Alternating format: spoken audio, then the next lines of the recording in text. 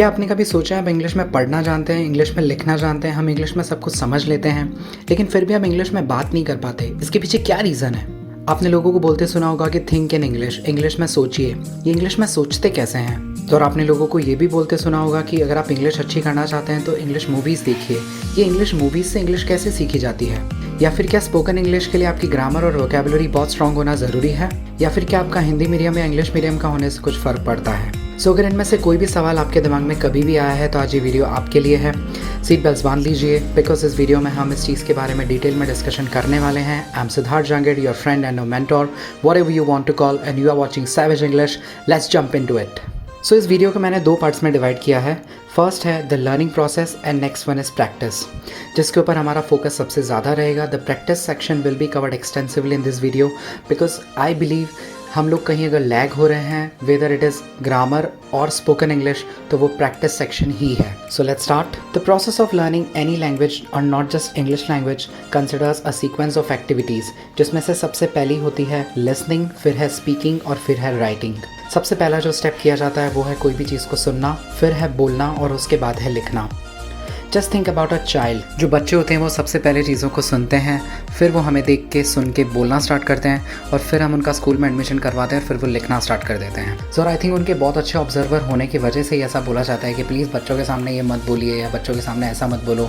So that's the way हम सब ने हिंदी सीखी है। क्या हम हिंदी बोलते वक्त हिंदी ग्रामर का ध्यान रखते हैं, लाइक जो हम समास यूज़ में ले रहे हैं या जो संधि विच्छेद का हम उपयोग कर रहे हैं? No. So it's the same thing with English. English में भी बोलते वक्त आपको ग्रामर और वोकैब का इतना ज़्यादा ध्यान कभी भी नहीं रखना होता है। आप अगर उनके बारे में सोचते रहोगे तो आप जो सेंटेंस है उसको जिस वे में फ्रेम करना है वहाँ आप ऑब्वियसली मिस्टेक करोगे, आप बहुत ज़्यादा रुकोगे और अटकना स्टार्ट करोगे। बिकॉज अगर स्पोकन इंग्लिश में इंग्लिश ग्रामर और वोकैबुलरी का इतना ज़्यादा ध्यान रखना होता तो जो फॉरेन में बच्चे हैं वो इतनी अच्छे से इंग्लिश नहीं बोलते, बिकॉज ऑब्वियसली उनको भी वहाँ के सारे रूल्स और उनकी वोकैबुलरी इतनी स्ट्रांग नहीं है। It's very obvious thing. तो चलिए, ये तो हुई एक प्रोसेस जो बहुत ही नेचुरल है। सो मैं आपको एक और एग्जाम्पल देता हूँ। एक जापानीज़ यूट्यूबर है जिनका नाम है वायलिनिस्ट कोहे। ये हिंदी लैंग्वेज सीखना चाहते थे और right now he is residing in Mumbai, India, just to learn the Hindi language, because ये इस चीज़ को जानते थे कि अगर इन्हें हिंदी सीखनी है तो ये जहाँ से बिलोंग करते हैं जापान, वहाँ पे इनको हिंदी एनवायरनमेंट कभी भी नहीं मिलेगा। So in order to create the right environment he moved himself from Japan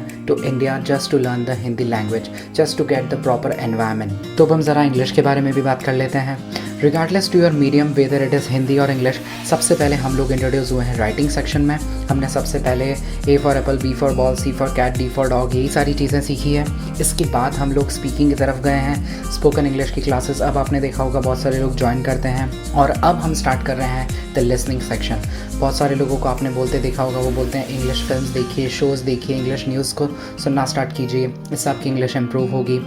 जो हमारी डे टू डे लैंग्वेज है उसमें हम स्पोकन इंग्लिश को हम कोई भी तरीके से यूज़ में नहीं ले रहे हैं। सो ये जो वॉइड, जो गैप हमने बना दिया है, उसी को फिल करना बहुत ज़रूरी है if we want to learn this English language in a proper way. देखिए, मैं खुद एक हिंदी मीडियम का स्टूडेंट हूँ। ट्रस्ट मी, आपके मीडियम का इतना ज़्यादा कोई इम्पैक्ट नहीं पड़ता है। इट्स जस्ट आप क्या स्टेप्स ले रहे हो। सो अगर आप राइट डायरेक्शन में मूव कर रहे हो तो ऑब्वियसली आप एक दिन इम्प्रूव ज़रूर करोगे। So this whole session is all about that only. So अब आप सोच रहे होगे कि मैं कहना क्या चाह रहा हूँ। देखिए, मैं आपसे ऐसा नहीं कहना चाह रहा हूँ कि इस जन्म में जो हुआ वो हो गया, अब आप अगले जन्म में ध्यान रखना या फिर नेक्स्ट टाइम आप इंग्लिश पहले बोलना स्टार्ट करना, something like that. I am not saying that. और ना ही मैं ये बोल रहा हूँ कि आप उस जापानीज़ की तरह आप अपना देश चेंज करो, आप इंडिया से बाहर जाओ अगर आप इंग्लिश बोलना चाहते हो तो। बिकॉज इंग्लिश का एनवायरनमेंट हमारे आसपास है। हम सब लोग इंस्टाग्राम, फेसबुक वगैरह जो भी हम लोग यूज़ में लेते हैं, हम लोग इंग्लिश में ही यूज़ में ले रहे हैं। जस्ट इमेजिन अगर वो सब हिंदी में हो जाएगा तो हमारे लिए उसको यूज़ करना कितना ज़्यादा डिफिकल्ट हो जाएगा। जस्ट थिंक, हमारे जो पेरेंट्स जो फ़ोन यूज़ में लेते हैं उसमें कई बार जो कीबोर्ड हिंदी में होता है और कई बार उस फ़ोन पे हमें कुछ काम करना होता है तो हमारे लिए चीज़ बहुत ज़्यादा डिफिकल्ट हो जाती है। हमको उस कीबोर्ड को इंस्टेंटली चेंज करना पड़ता है इंग्लिश में। So is the same thing. English का एनवायरनमेंट हमारे आसपास है, जस्ट उसको राइट वे में हमें एक बार डिस्कवर करना है। That's it. All I want you to do is I want you to align your learning curve in a proper way. But how, ये सब होगा कैसे? Which takes us to the next section which is practice, जिस पर आज हमारा focus बहुत ज़्यादा रहेगा। प्रैक्टिस सेक्शन को मैंने 3 पार्ट्स में डिवाइड किया है। फर्स्ट वन है जैम, नेक्स्ट इज़ मूवीज़ और फिर है पीसी। जैम आप जो सोच रहे हो वो वाला नहीं है। चलिए स्टार्ट करते हैं। फर्स्ट चीज़ है jam. Jam stands for just a minute. Just a minute में आपको कोई भी टॉपिक आपके आसपास का जो भी है उसको लेके आपको एक कांच के सामने खड़ा होना है और आपको उस चीज़ के बारे में बोलना है इंग्लिश में। That's why so many people call it the mirror technique as well. ये टॉपिक कोई भी हो सकता है, ये आपकी कोई हैबिट हो सकती है, आपकी हॉबी हो सकती है, आपका कोई फेवरेट शो हो सकता है, या फिर आपकी कोई फेवरेट मूवी हो सकती है। जस्ट आपको उसके ऊपर 1 मिनट तक बोलना है। Now let's take an example. यहाँ पे मैं एक फिल्म के बारे में बात करूँगा जो मैंने भी रिसेंटली देखी है। So I recently watch this film called Parasite. It's a South Korean movie and it's my first South Korean movie. I have never ever seen any South Korean movie before. The thing which intrigued me about the movie was that the film has won an Oscar award, and the movie was good, but somewhat I believe the ending was not so convincing and not according to my liking. I believe the ending was very filmy. And I believe the audience these days they prefer a movie which surfaces from the ground reality, and they don't want any the spicy masala and all those kind of films they don't like. The movie provided me a very different dimension of cinematography which we rarely get to see in Hollywood or Bollywood. So देखा आपने, it wasn't easy. So what's the point? So the point is that आप बोलना start करोगे, आप बीच बीच में रुकोगे, अटकोगे, आप right words को ढूंढना चाहोगे, आप सही प्रेपोजिशंस ढूंढना चाहोगे, बीच बीच में सेंटेंसेस को और वर्ड्स को जोड़ने वाले जो कनेक्टर्स होते हैं वो ढूंढोगे। While, when, how, because, so, at, on, in सब की मिस्टेक्स होगी। ओवर द टाइम मिस्टेक से ही आप सीखोगे। अब पॉइंट ये उठता है कि मिस्टेक से कैसे सीखा जाता है। तो चलिए इसका मैं आपको एक एग्जांपल देता हूँ। तो देखिए यहाँ हम 2 पर्सन्स को लेते हैं। ओके, एक पर्सन है आपके लेफ़्ट में जो इंग्लिश का स्पीकर है, जो इंग्लिश की प्रैक्टिस करता है। ये बहुत अच्छी इंग्लिश नहीं बोलता है, ये बहुत मिस्टेक्स करता है, लेकिन एटलीस्ट ये ट्राई कर रहा है। और दूसरी तरफ एक और पर्सन है राइट में जो बिल्कुल ही इंग्लिश से दूर है, जो बिल्कुल इंग्लिश के बारे में अवेयर नहीं है और एक नॉन स्पीकर है। सो एक वर्ड है यहाँ पे shout. Just an example, shout word के साथ में जो प्रेपोजिशन यूज़ में लिया जाता है एट, और बहुत से लोग यूज़ में लेते हैं on. Don't shout on me, जो कि रॉन्ग है। That should be don't shout at me. So एक बार दोनों के सामने एक न्यूज़पेपर आता है जिसमें शाउट के साथ में एट यूज़ में लिया होता है, जो कि अप्रोप्रिएट है। सो आप मुझे बताइए दोनों में से कौन पर्सन रेस्पॉन्ड करेगा? Obviously the left one. जो पर्सन हमारे लेफ्ट हैंड साइड में है वो उस चीज़ को पढ़ेगा, वो उस चीज़ के बारे में सोचेगा। मैं हमेशा शाउट के साथ में ऑन बोलता हूँ और यहाँ पे शाउट के साथ में एट है। वो उस चीज़ को एक बार वेरीफाई करेगा और जब उसे पता चलेगा कि वो चीज़ सही है तो वो अपनी मिस्टेक को रेक्टिफाई करेगा। और whereas the person on right, मुझे बोलने की कोई ज़रूरत नहीं है, he will be totally non-responsive. All I want you to be aware of the facts so that you can respond to them when the time comes. इस चीज़ का आप हमेशा ध्यान रखिए। तो चलिए नेक्स्ट सेगमेंट में चलते हैं, वो है मूवीज़। देखिए, मूवीज़ देखने के 2 तरीके हैं, या तो आप सबटाइटल्स के साथ देखिए या फिर आप विदाउट सबटाइटल्स के साथ देखिए। और एक और कैटेगरी होती है जो डब्ड मूवीज़ देखती है। सो अगर आप विदाउट सबटाइटल्स वाली कैटेगरी में हैं तो आप वेल वर्स्ड हैं और ये वीडियो आपको देखने की कोई ज़रूरत नहीं है। Congratulations for that. तो यहाँ हम उन लोगों की बात कर रहे हैं जो सबटाइटल्स के साथ में मूवीज़ देखते हैं। यहाँ पे एक ट्रिक काम करती है जो होती है डिलेड सबटाइटल्स। देखिए, जब भी आप कोई मूवी देख रहे होते हैं तो आपके ब्रेन में 2 एक्टिविटीज़ होती हैं। First is reading and then it's listening. दोनों को एक साथ करना आपके दिमाग के लिए पॉसिबल नहीं होता है। ओके, एट अ टाइम आप एक ही चीज़ कर सकते हैं। इट्स द सेम थिंग जो टीचर्स आपको बोलते हैं, first you have to understand then you have to note it down in your notebook. Delayed subtitles में क्या होता है, आपके ब्रेन को 1 से 2 सेकंड का टाइम मिल जाता है ताकि वो चीज़ को पहले समझता है, फिर वो सबटाइटल्स में पढ़ के उस चीज़ को एनालाइज और वेरीफाई भी कर पाता है।